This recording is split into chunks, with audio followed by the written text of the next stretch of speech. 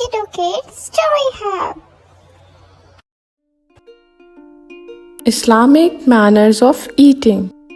Hey friends, today we discuss Islamic manners of eating, so we should follow all the steps. Wash your hands before eating. Say Bismillah in the name of Allah before starting to eat.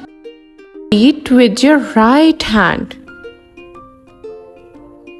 Take small bites and chew slowly. Do not talk while eating.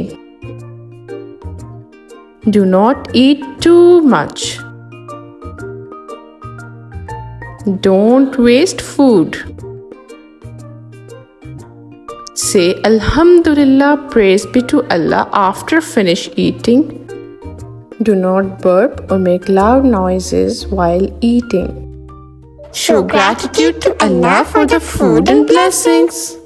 Do subscribe, like, and share.